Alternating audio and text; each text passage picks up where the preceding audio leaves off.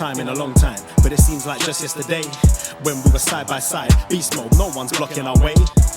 These other guys tried it, but them man ain't got the skills of Braden and Davey, brazen and raging, bringing you the thrills and spills. Right here in full gear, about to blow up like TNT. Us man are too sweet, Brady DVP, the BD elite. Right here in full gear, about to blow up like TNT.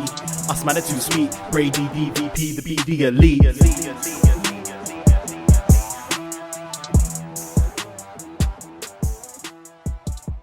Hello, Braden Herrington here, without Davey Portman. He's at work. He should have took it off, but it's okay. Yeah, he outworks everyone. He's a hustler. But Braden Herrington here from Up Next, and I thought I'd do a little upNXTRA, a little bit of a Rampage review, just because I'm not sure if anyone knew what was going on tonight, but CM Punk has shown up in All Elite Wrestling. And, it was happening on a Friday night, and I decided to do things that I haven't done in quite a while, which was have friends actually come over and watch wrestling with me. So there's been a lot of Zoom things, but this is a little bit of a different kind of show, but I'm hanging out with Mr. Sam, not L. Jackson, but Sam Jackson, Shaft Jackson. What's going on, guys?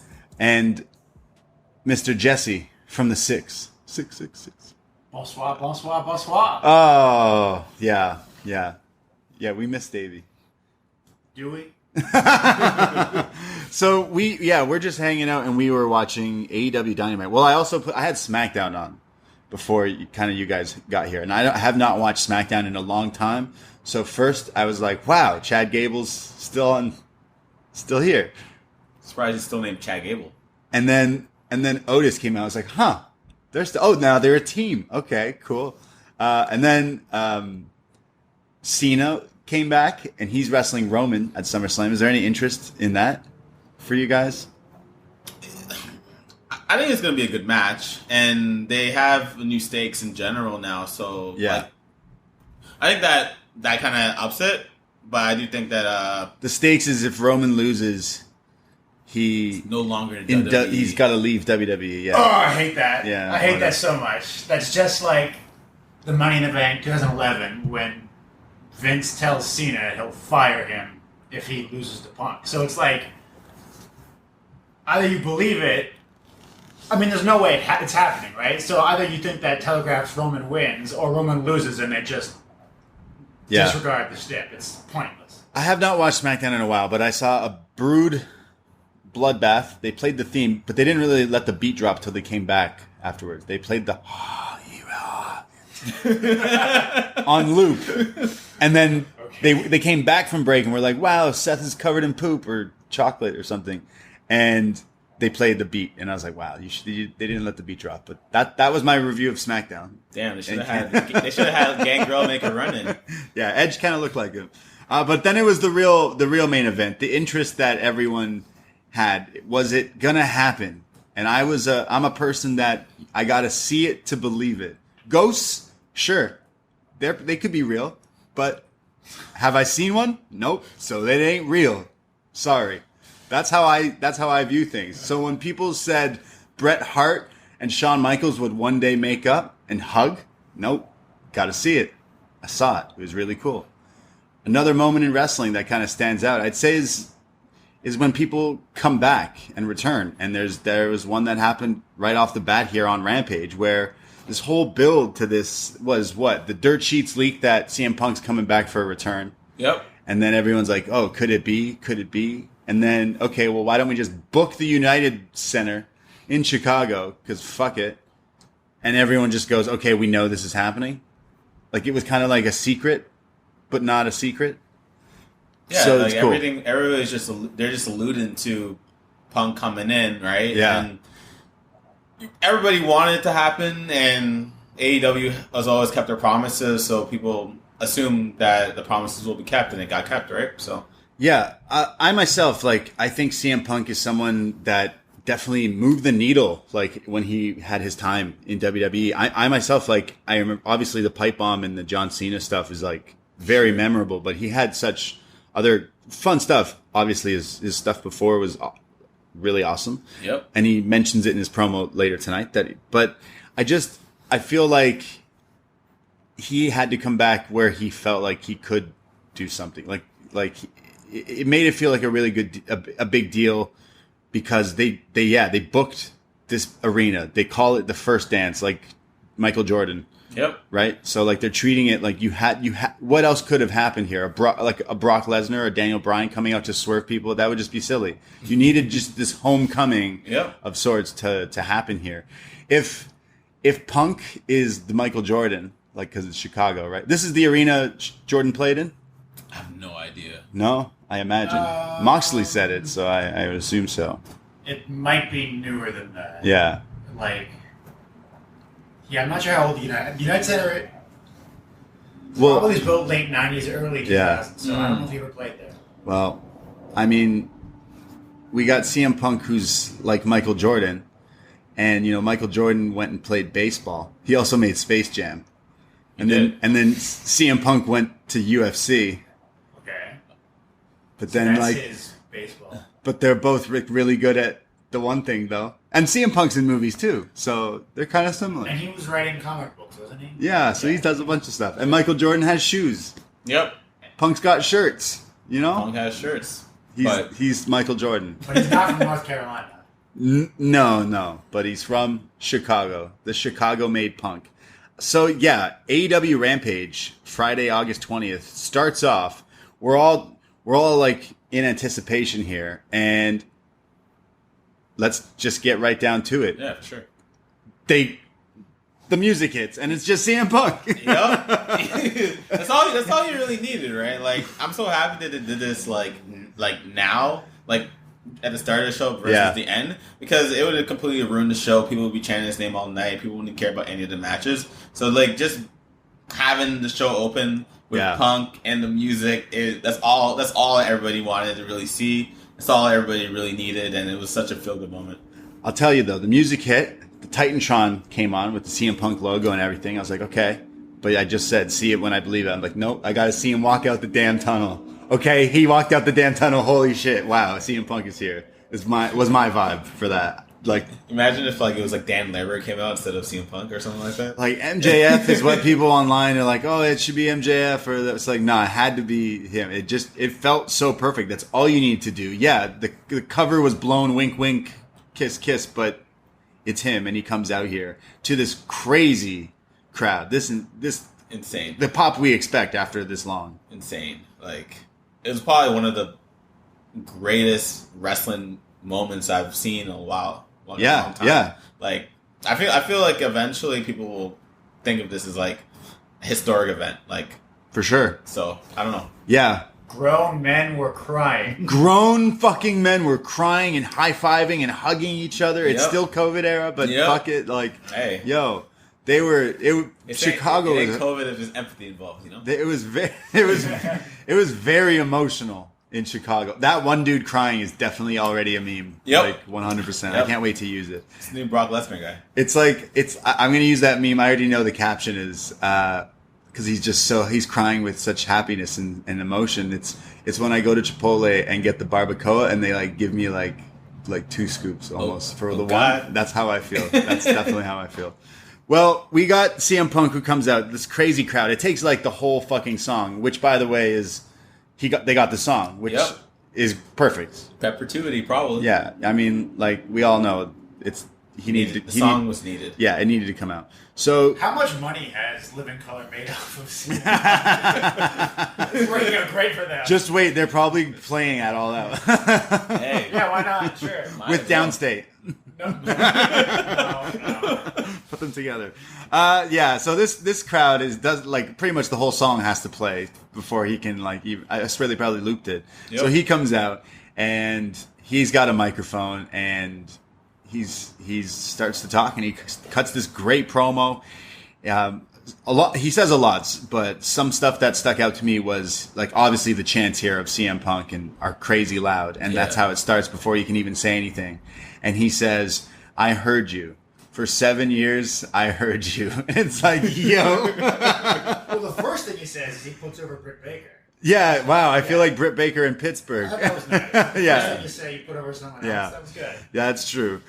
He also kind of apologizes. He's like, hey, like I did some questionable things that I wanted to do, and like I hope you don't like judge me for it and stuff. Like I hope we're cool. And like he goes, I wanted to do this. I wasn't sure. I had to know, and I had to feel it, and the crowd is just buzzing. So he's like, yeah, I feel it. Like I don't know how he wasn't crying. A lot of people were crying. I thought it was interesting that he alluded all of those things that he did that may have been questionable to just his mental state at the time, right? So was he like, hey, I was a dick?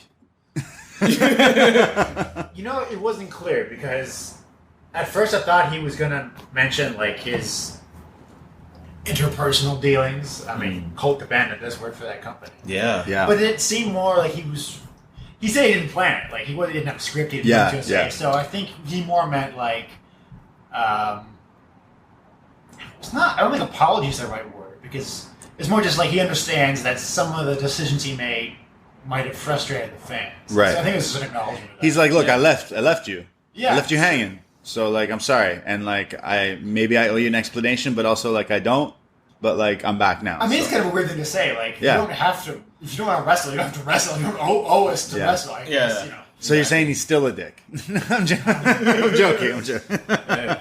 So he sits down and reveals he's got a new T-shirt that looks like that classic Money in the Bank one, the white one, right? Yeah. And obviously, this is when everyone had to go get the lineups for this shirt were crazy. Apparently, at this arena, probably still are right now. So he does his patented sitting in the middle of the ring thing. Can't wait till we see that spot versus spot with Aleister Black. For sure. We're going to have to see the battle of the sitting down in the ring. Yeah. So Punk says last man sitting match. They got to do it when they hit each other, like slap each other, right? In a shark cage. Yeah, sure. So he says that he was in Ring of Honor in 2005 and he left. And that's when I left pro wrestling. Wow. Big shots here. But August 20th, 2021, I'm back. He says he's back to support the young guys. And then he just buries WWE even more and says they're not like what... he says some of those guys are here now, and some of them are there now, and this like he's like disacknowledging. He's like, nah, I don't even... He's like... Well, he said that he wanted to be around guys who had passion for pro wrestling like he had before he went to... the implication was before he went to WWE. And got stamped out. And he was wishing that he had those guys in WWE 10 years ago. And then he realized, well, they're here now, so why aren't you there? Well, I'm here. So that was the whole thing. Yeah, is he referring to kind of like your Codys and your guys who aren't making it in maybe so much, like the people who have their issues with WWE as well, because he needed like a whole gang because he didn't have that before, and now he does. He's joining this crew. He then mentions Darby Allin as one of the young guys, and then it cuts to the rafters, and we see Darby and his dad Sting hanging up there. And CM Punk says, Darby, you're tough. You jump out of helicopters and planes and skateboard and all that stuff. You're tough. You must be crazy, though, because you want to fight me. So I'll help you. I'm going to here to help you. But at All Out in Chicago, I'm back. So, yeah, making that match pretty clear it's happening at All Out, which should probably be the main event. Yeah, 100%. That's a Kenny Hangman ain't happening. It's the main event. Yeah, because Chris. No disrespect whatsoever to Christian. Honestly, the main event should be this match. Yeah, because we've already seen Kenny and Christian, so that does seem to be like set up. That has AEW ever? Oh yeah, it's the last pay-per-view. The title of the main event, right? It's Triple Threat. Yeah, okay. Yeah, so you're probably right. Yeah, it makes sense. Everyone wants to watch. This can be nuts. No, you're right. So he makes it clear that he mentions Sting as well. I wish he kind of took a dig at Sting secretly. I was waiting for like Sting and CM Punk are interacting here, and all he goes is like, "Oh, and Sting." I'm like, you didn't call him his dad. You didn't say, you could have got him. You could have got him. Hey, he's gonna be on Dynamite. So this is true. Know, right? Yeah, he's gonna talk some more shit, I'm sure. Which I can't wait. He also then is wrapping up and he's leaving, and then goes, "Oh yeah, one more thing. I said I'm back. And when you all leave tonight from the United Center, you'll be handed out free AEW ice cream bars. And the crowd goes wild again. Yep. That's what he always wanted, WWE, and they never did it. They did when he left, right? Oh, did they? Yeah, like they made ones without him on it, like a few years ago. So everyone was like, yo, the shade. Like, the audacity. It's crazy. It cuts to the commentary desk of like 9 different people who are eating these ice cream bars, which looks great. Taz was into it. Taz was you couldn't even see CM Punk on it. Taz just already ate it. Yeah, man. But yeah, CM Punk is all elite. He's here in AEW and definitely feels like business has picked up. It definitely feels like it's something cool to, I don't know, wrestling definitely has this stink on me, and I know I watch it and talk about it on podcasts and stuff, but it has this stink that like it can be really shit. And I think we're like been just brainwashed by this one like program that I've watched for probably the better half of the 10 years that feels like there is something that's different, that maybe I've just been like programmed this way, that now it can be something that's pretty cool and get me super hyped the way I kind of used to when I was like a kid getting into it. For sure. And it definitely, you said earlier, like this was definitely like a pivotal moment kind of thing. Yeah. It felt like that because this crowd did not stop for this whole like 20 to whatever 30 minute here. They're just hot for this whole thing. Yeah. No, And, like I've always said that AEW just makes wrestling fun again. Like I consider myself kind of like a Laughs fan where I don't watch everything all the time, but like I find myself have to catch AEW because it just reminds me of like when I was a kid, when like I was watching, you know, all of my heroes, all of my stars, right? And you know, the good guys always won, was always triumphant or whatever like that. So no, it's definitely good to be back for sure. Yeah. Yeah. What did you think, Jesse, of this whole CM Punk thing? Did you miss him in these 7 years?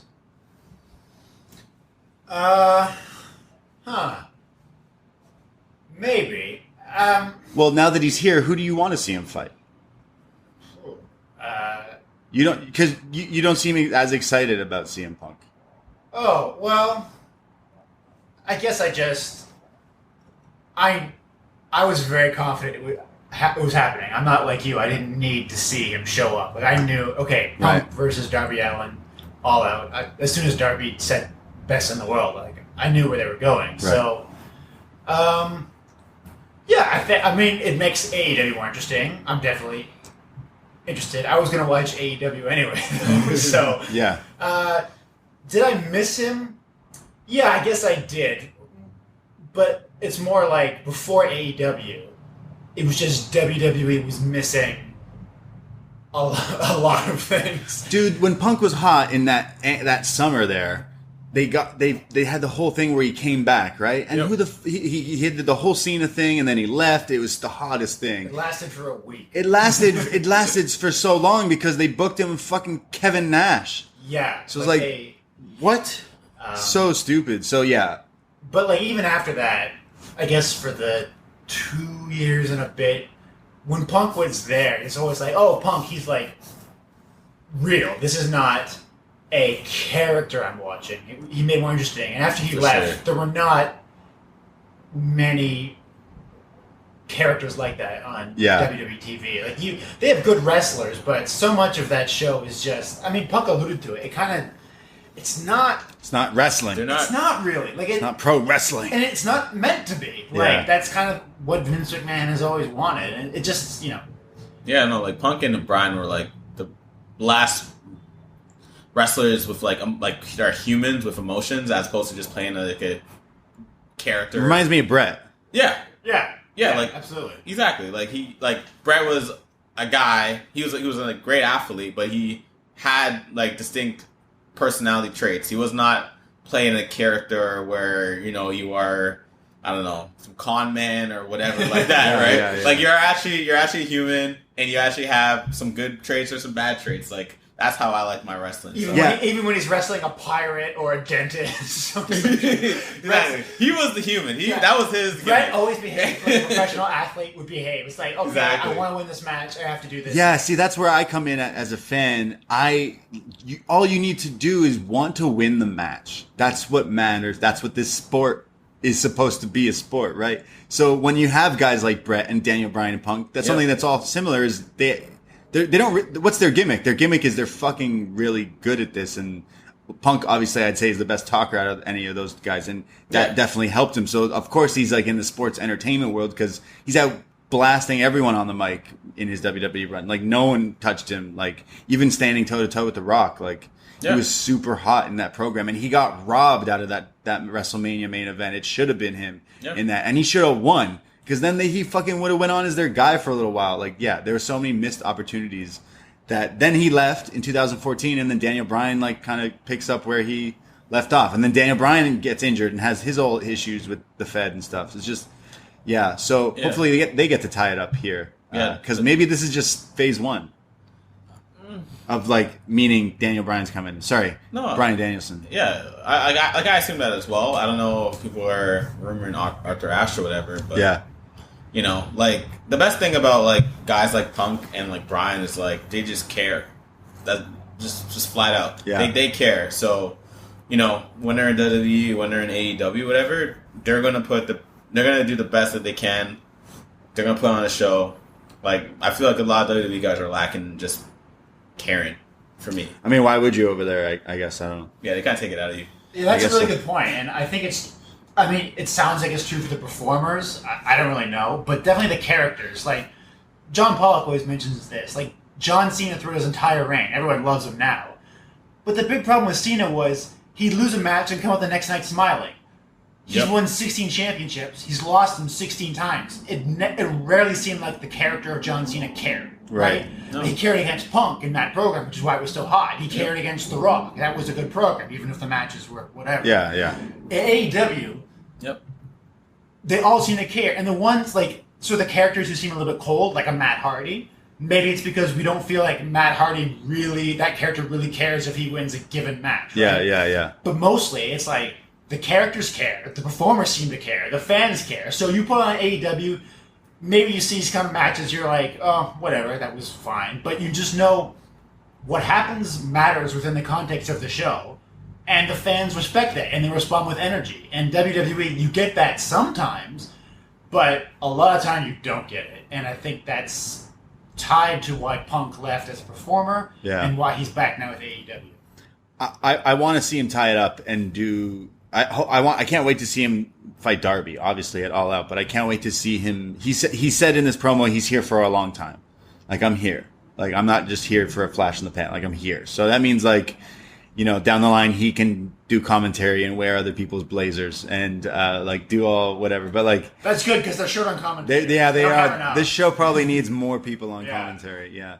Overall, this intro to Punk showing up here was just something felt so special. Like, it leaked in the world of non-wrestling online. Like, it would have been this crazy pop. But how would you have booked an arena to do it with the crowd? Like, it was just they needed this like underground buzz to like sell out this arena. And it did. It worked. It was like a homecoming. It was. Hopefully it helps ratings as well. Yeah. Friday's tough though, like so tough. And also, you didn't point blank say it.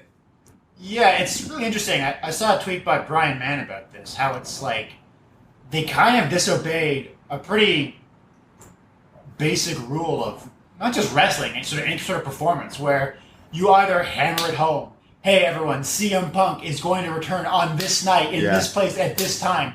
Or you don't say anything. Yeah. And you just let a huge surprise. Instead, they really catered to the pro wrestling audience, especially those who spend time online. And they're like, we're going to drop enough hints so that you know he's coming.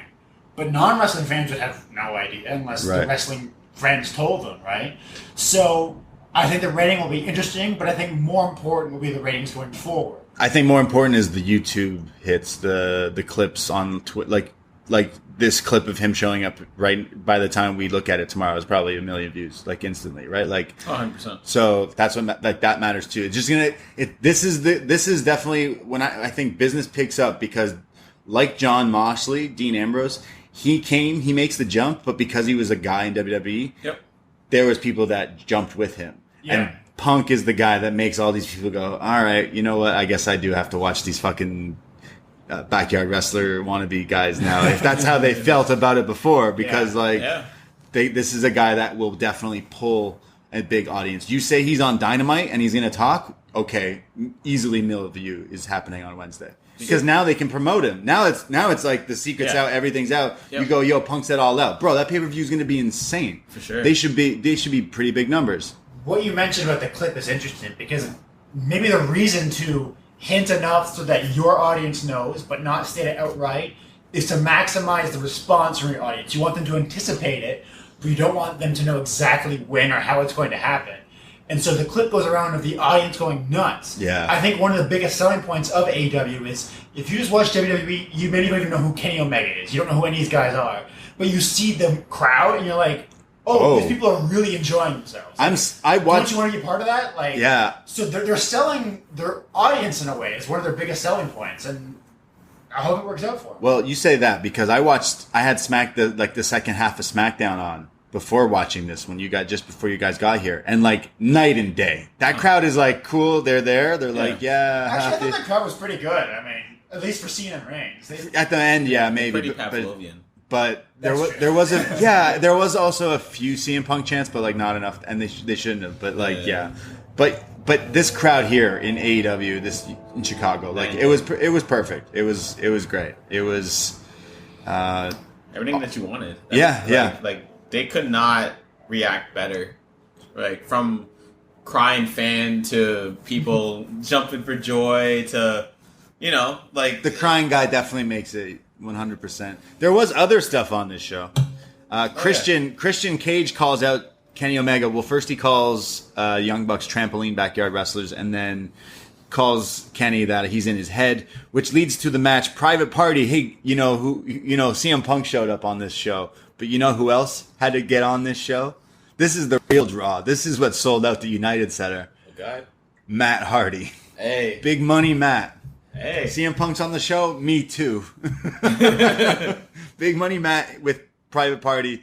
There was a poetry in motion from Private Party because they took that on when they were the Hardy Party.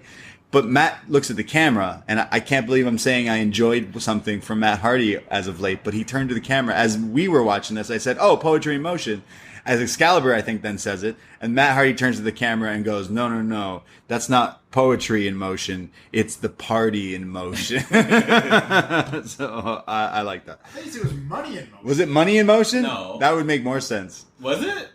That's what I thought he said. I heard party in motion. Because it was poetry in motion, so it's the private party in motion. Now that I think more about it, it's not that funny. Money in motion. They beat down on Private Party beats down on Jungle Boy until he finally gets a hot tag, and there's this crazy spot like a destroyer off the top shoulders of Doomsday. But okay, so Jungle Boy is on Luchasaurus's shoulder. Jungle Boy takes the move. Yeah, but who hits the move? I think it was Cassidy. Isaiah Cassidy. Yeah, it was. Yeah, this was nuts. This was crazy, but it wasn't the finish. Quen tries to hit Luchasaurus with a shooting star on the outside, but it was kind of, as JR said, didn't get quite all of it. But still, he did a shooting star. It looked pretty cool. There's then Jungle Boy who's in there. He gets rolled up with the tights. We can see his bum, but he kicks out at 2. They send, I think, Cassidy out of the ring and then hit Quen with the Jurassic Express, which is the, like, flipping catapult into the double flip orange crush crazy. Sit out powerbomb thing. Jungle Boy wins. It looks absolutely insane. Yeah. They got height. Yeah, like and like torque, like speed. So like the dude's head like bouncing off that mat. That was a great match. Yeah, it was a quick little, like, all the matches here were pretty quick, but it definitely, it pretty hit. And they need to be the guys who face the Bucks at All Out in the cage. I don't know, Lucha Bros, Bucks, that would be a good match. In a cage? I know, yeah. Any day of the week, I'll watch Lucha Bros and Bucks. Yeah. I already said it, but, like, it makes sense now. I want to see these guys win the titles. Callis is with Kenny, and this is like super quick, and he just says, "You're gonna wish you never came back, Christian Cage. You're in my head. I'm gonna beat you up because I'm mad at you." But that was pretty much it. There's Jade Cargill, who that bitch get Jack Cargill. that bitch. That bitch. You've heard how I've described how Excalibur needs to make sure. Here comes that bitch, Jade Cargill. No, that bitch, Jade Cargill. Yeah. Gotta put the comma in that. Yeah, you're trying. Well, Jade Cargill faces Kiera Hogan. This was pretty much a squash match. Kiera didn't get pretty much anything in here, but Jade wins with the implant busters. So, yeah, that bitch, Jade. It shows recaps of CM Punk, and that's when they tell us that he's showing up on Dynamite. We're also getting Lucha Bros, Varsity Blondes, Red Velvet, Jamie Hayter, Big Money Matt versus Orange Cassidy. Always makes on every show. And Malachi Black versus Brock Anderson, Arn Anderson's son. So that's on Dynamite. So I think that'll get a big number when you announce Punk talking again, for sure. We get a promo. There was another promo I wasn't expecting here from 2.0 and Garcia, but then it's like picture in picture with Moxley, who's looking super like just beat up. Mark Henry. Mark Henry is. Thing. Yeah. And 2.0 say, yeah, we took out Moxley. What did they say? Tanya Harding? Yeah. Hi, Tanya Harding to you last Yeah. What a reference. Yeah. So we Tanya Harded your ass, and then Moxley just turns around finally and is like, look, I'm upset right now. I don't know why. And then he just starts going off, and he says that I can't believe I have to commit a felony and assault with a camera on me because I'm not really happy about that. And Daniel Garcia has a better chance of getting me pregnant than beating me here tonight. And since we're in the United Center, I'm going to bounce his head like a basketball, and gets ready for his match, which is Moxley versus Daniel Garcia. This is like probably only like 5 minutes, but it was like Saito suplexes, Germans. I did like a spot where Garcia's like coming at him with strikes, and Moxley's just like, nah, sorry, kid. Fuck them kids, bro. And just nails him with these huge like shows him like you're not there yet in your stature. But I do love Daniel Garcia. Garcia does get a sharpshooter, but it's countered into the bulldog choke, and it's over. I kind of hope we get a rematch with a lot more time. Like, I wouldn't mind to see this go a lot longer. And then this is when there's like a beatdown, and Darby comes out, hits a coffin drop on both of them. It's a whole celebration. Eddie Kingston just likes hanging out with Sting. Yep, it's his boy. Yeah, but that was Rampage. So obviously the highlight is CM Punk, and I'm pretty sure you could have just booked the whole episode as him talking. I thought that he would just talk for the whole show. One man show it. Yeah, I thought for sure that's what he was going to do. What matches would you want to see from CM Punk? I kind of asked you, but what would you see, Sam? Like, obviously, CM Punk versus Kenny Omega is something that sounds good. We're going to get Darby, I think, an MJF down the line. Obviously, Matt Hardy. Just from a striking standpoint, Punk versus Malachi Black would be insane. Well, like we mentioned, the sit down spot. Yep. So and the kicks and stuff. Yeah. They both have somewhat of a background. Yeah. Excited for Punk Darby. Pac, Andrade. Those would be crazy matches. They're the good thing about AEW is there's so many dream matches that like it's just like just thinking one guy versus another guy. You're just like, oh my god. Yeah. Like you would think you've never even seen this, right? Punk could face somebody from like whatever New Japan or Impact or whatever, and just be absolutely insane as well, right? So there's endless possibilities for sure. You know, it wouldn't be a marquee matchup, but actually watching the match tonight, Punk and Daniel Garcia, 100%, do some interesting things, like grappling wise, like to the point like maybe Punk's second TV match or something. Like, that'd be a good match, fun to watch. It wouldn't be like something to sell a pay-per-view one, but sure. Yeah, yeah. And then, of course, you have like the New Japan stuff, the Forbidden Door, if you will. I mean, the Forbidden Door is kind of open with UFC also, so that's not good for Punk. He needs to stay away from that door. Needs to stay closed over there. Yeah, that's like it's like what is it, Nightmare Before Christmas? There's the different doors of different lands you can go into. Forbidden Doors. He's not going into the UFC one, but he should go into the one with New Japan because I wouldn't mind Punk versus a Jay White. Punk versus Ospreay, obviously. Oh my God. There's a few things I wouldn't mind seeing. Punk versus Ishii. Obviously Punk versus Ishii, but that's when you bring Daniel in, and that's Ishii versus Daniel needs to be the main event of something. Oh Please my God, be Arthur Ashe. Oh, Jesus. Suzuki. Oh, Suzuki is coming into the mix. You hear about this? He's doing all these GCW shows. Hopefully he's at that emo night show. Suzuki at emo night versus Alley Cat, and you can take all my money. We're going front row. Please book it. So Suzuki is going to be stateside here. So That's gonna be sick. So there you go. CM Punk versus Suzuki. Oh my God. They have a great match. Let's go. Yeah. Do it soon, because Suzuki's old. Hey, bro. No, it's been, like just endless possibilities. Yeah, definitely. I'm super excited, honestly. Yeah, this showed like AEW definitely like obviously like I'm someone who watched wrestling as a kid and I continue to watch it, and WWE definitely made me. I mean, I do a show about NXT because I was like I can't watch the other shit, so I do that. That's why I had been doing this. And AEW comes in and swoops like it takes the best of this indie stuff that got so popular, and just they've made it this like super hot show that again does make you feel like it's fun to be a wrestling fan again. Definitely like makes you feel hype about it. And question for you guys: Yeah. How do you think Punk will look in his first match with Darby? It is tough. I mean, he looked good. Like he was in his T-shirt when he revealed his shirt. I think, but he looked. I'm sure he'll be fine. Yeah, so? I'm sure he looked good. Like, he looked fine in UFC, but he looked. I mean, like from a ring standpoint, not from like a physical standpoint. Well, he's got to do the Pepsi plunge. Okay, he's got to do the Pepsi twist. Well, his knees. Hey, that's 7 years of like recovery. Though. Well, 7 years he could have asked Rey Mysterio about his knee guy. So maybe Stem cells in there. Yeah, get the baby research there. Yeah. Yeah, I think he'll look good. I think he should beat Darby, unfortunately for Darby, but it makes sense. His Punk coming back. Yeah, for Well, sure. what do you think the expectation is? Because I don't consider CM Punk a 5-star worker. Like He's a good worker. Yeah. He's not like Daniel Bryan's a guy I see as like this guy is a great worker. Kenny Omega, here's a great worker. Yeah. Punk is a good worker consider the bar where I'm comparing to. Right. And he never. I think we'll have the. I don't know. I think we'll have the endurance. Yeah. I just wonder if people maybe have heightened expectations of him being away so long.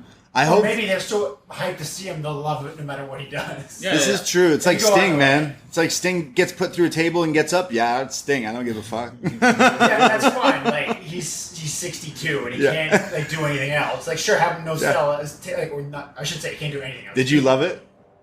Yeah, I don't even like watching old guys, but like if there's clearly a reason to have Sting. People love him, and if you're going to put him in a match, that's the kind of thing you should do. It's smart. Yeah. And I think Punk will look good. I think he looked. I thought he looked good even now because like in the like he's in movies and he fought in the UFC. I watched his fights and everything, but I thought he looked like just prim and proper. I'm sure like fresh cut or maybe makeup or whatever. But like I thought he looked like better than I expected him to look.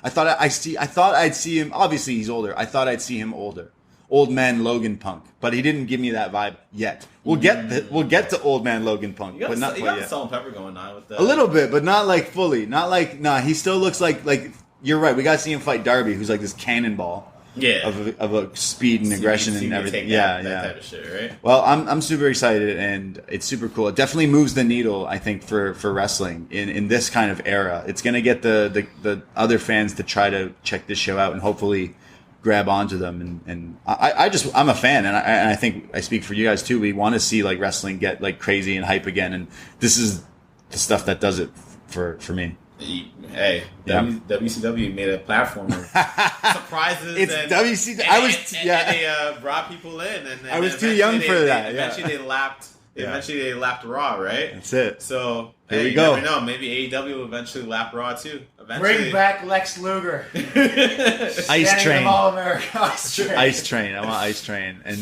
Scott Norton. All of them. I mean, Scott Norton's a fucking goddamn legend. I don't know. There's no more labors anymore. They Yeah. can't bring these people back, right? Yeah. Well, CM Punk is All Elite, and we thought we'd give a little upNXTRA here, chatting all about it. Of course, you can hear so much of the BDE and Up Next this weekend. We're doing a watch-along for SummerSlam, and then a post-show live on Twitch, twitch.tv/upnextpodcast. And then, on Sunday, a watch-along and post-show for TakeOver 36, or 35 if you look at the logo, but TakeOver 36. And we'll be doing that. But if you're a patron, you're invited to the tailgate 4 p.m. Saturday. And Sunday will be Up Next Summer. The Bray D versus Fire Frank. Maybe. Possibly. He's not answering his DMs or anything. He's gone AWOL. Well, He's scared. I hope he's meditating or concentrating or whatever, because when I showed up here tonight, let me tell you, Braden was working the mitts, he's working the speed bag. Yeah. Dude was lighting that shit up. I have never seen such speed, such power. Yeah. Fire Frank, good luck, son. Yeah. Thank you. No one's in my corner. Everyone, I'm treated like I'm some bad guy. I mean, Davey Portman is literally in your court. Oh yeah, he is, isn't he? Yeah. But he's also in a rap battle, so I'm a little worried. Yeah, you don't seem to have all that much confidence in him. I believe in him. I do. I believe in him. I'm telling you, he's from the UK, so he listens to that grime. Oh, okay. Oh, We're God. Listen, Grimes gonna bust out his best Skepta impression. Yeah. He says to go to a karaoke bar that has rap, and he should be okay. We went to karaoke last week, and he did Linkin Park in the end, but he changed the lyrics to doesn't really matter how hard I try. It doesn't really matter if John Cena dies. And everyone in the bar was like, "Wait, what did he just say?" And then he continued the song. It was really weird. Well, join us for Up Next Summer, and if not, the replay will be available on there as well. But if you want to listen to more, listen to Up Next and BD Elite every week. Me and Davey run down NXT and Dynamite on 2 different shows, all the stuff. And of course, if you want to listen to all the stuff we do, patreon.com/upnext, $5 a month, North American tier. We've done Freddy versus Jason for Friday the 13th. We've done the Wrath of Khan because there's so much Khan talk, and we do retro NXT reviews. So much wrestling. Best match ever, Daniel Bryan was out. I think we got to do a best match ever Summer of Punk. I think me and Davey got to go back and look at, and that's got to be happening. That's gonna be fun. Yeah, it's a wrap, I think, already for September. So that's coming as well. But check us out. Thank you, Mr. Sam, No problem. Mr. Jesse from the Six. Take care. Is there anything you wanna your Twitters? Oh, you have you got these fighter things for fight fans. You should check out. Yeah, I have a Instagram, TikTok, the fighter tape. It's basically amateur, old pro fighters, kickboxers, just like mixtape form, short, weekly content. It's like highlights of fights and stuff. It's pretty sweet. Yeah. And you use my beats. And I use Braden's beats. Yeah. He's all over my shit. What's that? At Fighter Tape? At the fighter tape. Yeah, sweet. And Jesse, anything you want to plug? Eat a salad. Eat a salad. Yeah. And don't eat Doritos? Do not eat Doritos. Ew. Because A, they're disgusting. Oh. But B, they use palm oil, which deforests Indonesia and Southeast Asia, which kills orangutans. wow. Damn. So avoid palm oil. Thank Your you. salad dressing. Oh. When you eat your salad. Yeah, all right. As I'm telling you to do now. Wow. Will do. Best Bummer, right? Best in the world. Thank you guys. And thank you for listening. And we'll see you later. It's clobbering time. Take care. Goodbye. And be safe. Best in the world.